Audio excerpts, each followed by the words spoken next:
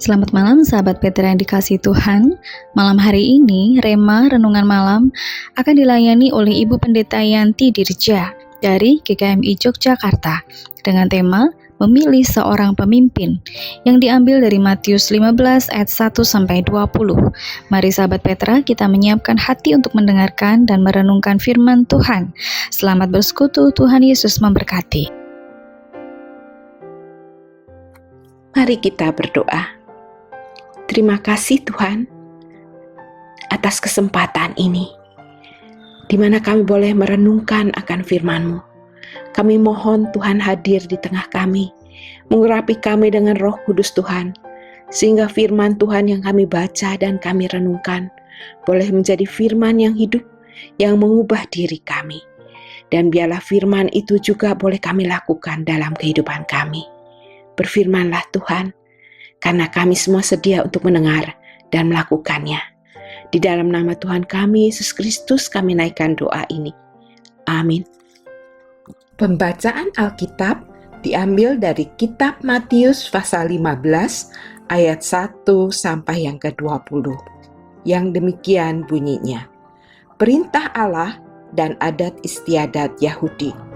Kemudian datanglah beberapa orang Farisi dan ahli Taurat dari Yerusalem kepada Yesus dan berkata, "Mengapa murid-muridmu melanggar adat istiadat nenek moyang kita? Mereka tidak membasuh tangan sebelum makan." Jawab Yesus kepada mereka, "Mengapa kamu pun melanggar perintah Allah demi adat istiadat nenek moyangmu? Sebab Allah berfirman, hormatilah ayahmu dan ibumu, dan siapa yang mengutuki ayahnya atau ibunya harus dihukum mati. Namun kamu berkata, siapa saja yang berkata kepada ayahnya atau ibunya, segala bantuan yang seharusnya engkau terima dariku adalah persembahan kepada Allah. Orang itu tidak wajib lagi menghormati ayahnya atau ibunya. Dengan demikian, firman Allah kamu nyatakan tidak berlaku demi adat istiadatmu sendiri. Hai orang-orang munafik, tepatlah nubuat Yesaya tentang kamu. Bangsa ini memuliakan aku dengan bibirnya, padahal hatinya jauh dari aku.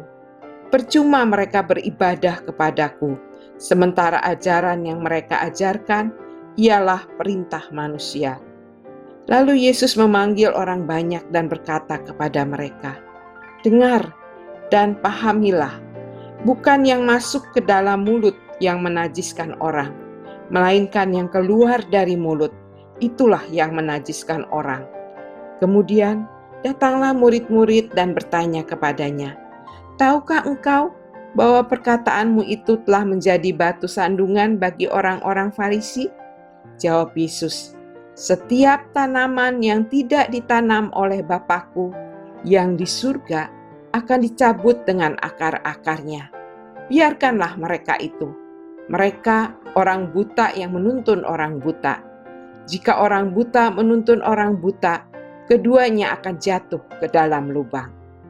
Petrus berkata kepadanya, "Jelaskanlah perumpamaan itu kepada kami." Jawab Yesus, "Apakah kamu juga belum dapat memahaminya? Tidak tahukah kamu bahwa segala sesuatu yang masuk ke dalam mulut turun ke dalam perut, lalu dibuang ke jamban? Namun semua yang keluar dari mulut berasal dari hati, dan itulah yang menajiskan orang. Sebab dari hati timbul pikiran jahat, pembunuhan, perzinahan, percabulan, pencurian, kesaksian palsu, dan hujat. Hal-hal itulah yang menajiskan orang. Namun makan dengan tangan yang tidak dibasuh tidaklah menajiskan orang." Demikianlah pembacaan Alkitab hari ini. Berbahagialah orang yang mendengar dan melakukan firman Tuhan. Amin. Mas kita diambil dari Matius 15 ayat 14. Yang demikian bunyinya. Biarkanlah mereka itu. Mereka orang buta yang menuntun orang buta. Jika orang buta menuntun orang buta, keduanya akan jatuh ke dalam lubang. Sahabat Petra, tema kita malam ini adalah memilih seorang pemimpin.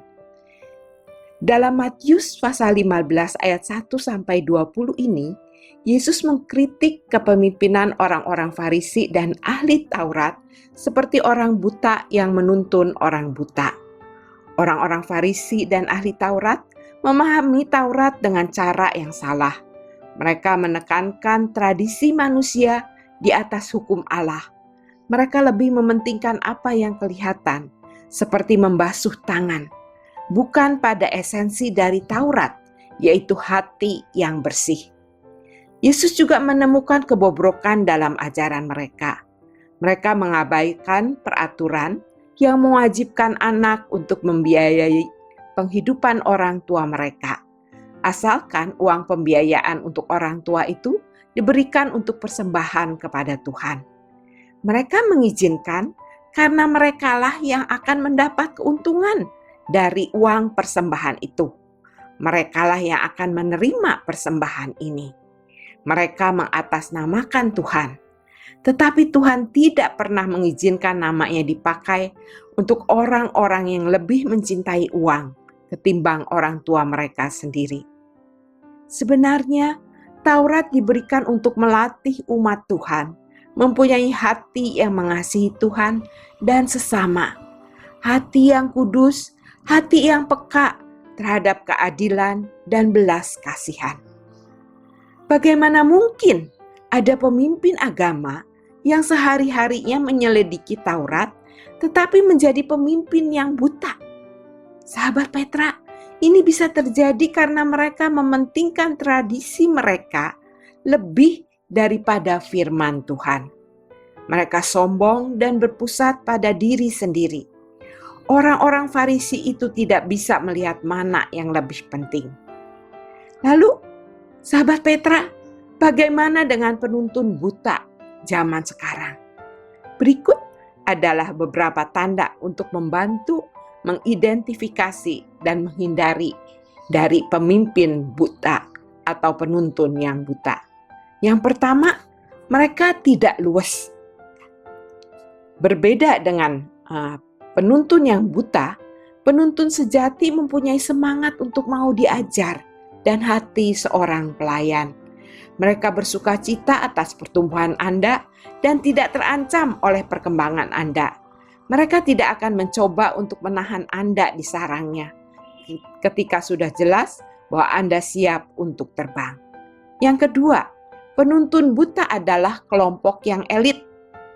Kita harus mewaspadai sikap bahwa hanya kita sendiri yang benar.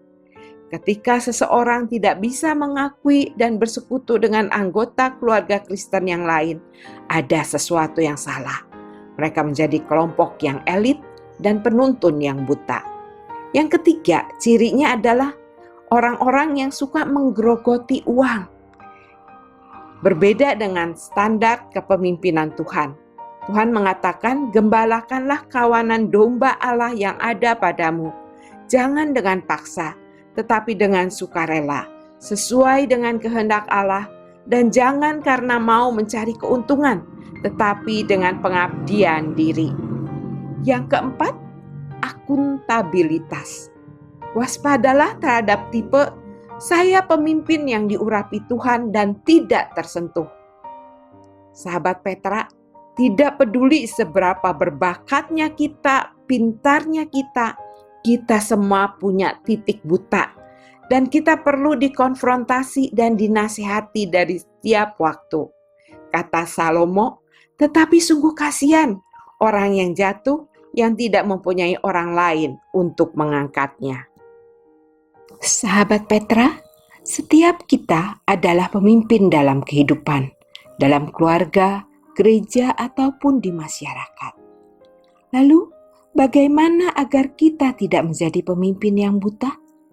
Jadilah yang pertama, pemimpin dengan visi yang jelas. Seorang pemimpin harus menetapkan tujuan yang jelas dan berdasarkan nilai-nilai yang benar.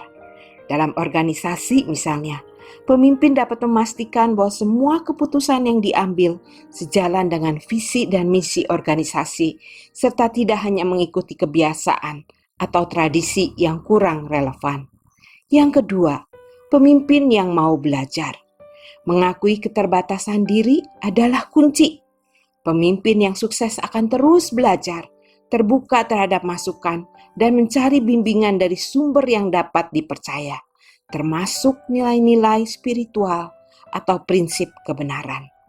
Yang ketiga, mengutamakan integritas. Seorang pemimpin harus memastikan bahwa perkataannya selaras dengan tindakannya. Hal ini akan menciptakan kepercayaan di antara para pengikutnya. Yang keempat, peka terhadap pengaruh. Pemimpin harus menyadari bahwa tindakannya berdampak besar pada orang lain. Oleh karena itu, mereka harus mengambil keputusan dengan hati-hati, memikirkan dampaknya pada komunitas atau tim. Yang kelima, menempatkan nilai kebenaran di atas segalanya. Pemimpin yang bijaksana selalu mendasarkan keputusannya pada prinsip-prinsip kebenaran, bukan semata-mata pada tren, tekanan sosial, atau tradisi yang tidak relevan. Sahabat Petra, saat memilih seorang pemimpin, Anda tidak memerlukan orang yang tahu segalanya. Anda membutuhkan pemimpin yang sungguh mengasihi Tuhan dan sesama, seorang pemimpin yang baik dan bijaksana, hidup kudus, yang melayani, dan hatinya peka terhadap keadilan dan kebenaran. Pemimpin yang mengutamakan damai sejahtera bagi rakyat dan orang-orang yang dipimpinnya.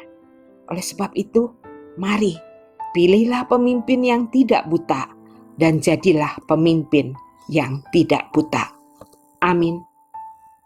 Mari kita berdoa. Terima kasih Tuhan untuk firman Tuhan malam ini.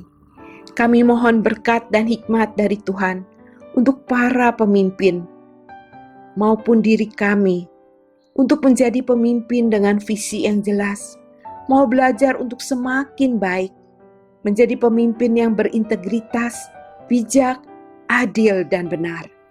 Ajar kami dan para pemimpin untuk melayani semua orang yang kami pimpin dengan taat akan Tuhan.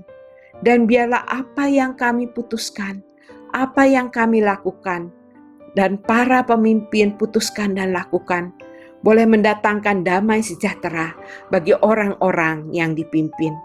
Di dalam nama Tuhan Yesus, pemimpin yang melayani dengan adil dan benar, dan dengan penuh kasih, kami berdoa. Amin.